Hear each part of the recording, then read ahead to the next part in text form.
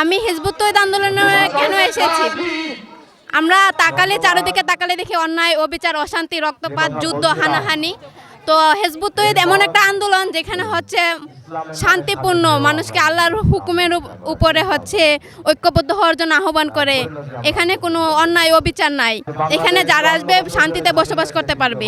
আপনারা দেখতে পাচ্ছেন যে হিজবুত তৌহিদের এই প্রোগ্রামে কুষ্টিয়াতে হচ্ছে লক্ষ লক্ষ মানুষ এসেছে প্রোগ্রাম দেখার জন্য বা হিজবুত তৌহিদের ইমামের কথা শোনার জন্য। কারণ হিজবুত তৌহিদের ইমামকে ভালোবাসেন, হিজবুত তৌহিদকে ভালোবাসেন, হিজবুত তৌহিদের যে কথাবার্তা আচার আচরণ তাকে ভালোবাসে। এই জন্য হচ্ছে বিভিন্ন জায়গা থেকে লক্ষ লক্ষ মানুষ এই হিজবুত তৌহিদের প্রোগ্রামে চলে এসেছেন। আমিও এসেছি এই জন্যই যে হিজবুত তৌহিদের ইমাম খুব সুন্দর কথা বলেন, আদর্শের কথা বলেন, মুক্তির কথা বলেন, দেশ ও জাতিকে জাগরণ করার জন্য কথা বলেন। এই জন্যই আমরা অনেক দূর থেকে চলে এসেছি। আমি আজকের এই কুষ্টিয়ার এই লক্ষ লক্ষ মানুষের সমাবেশের যে নেতা হুসাইন মোহাম্মদ সেলিম, উনার কথা এতটাই সুন্দর, এতটা জাগ্রতমূলক এবং উনি হচ্ছে মানবজাতির সামনে হচ্ছে মুক্তির পথ তুলে ধরছেন। তবে আমি এই প্রোগ্রামে বলতে চাই রাষ্ট্র ক্ষমতায় হিজবুত তৌহিদের ইমাম উনাকে দিয়ে যেন হচ্ছে রাষ্ট্র পরিচালনা করা হয়।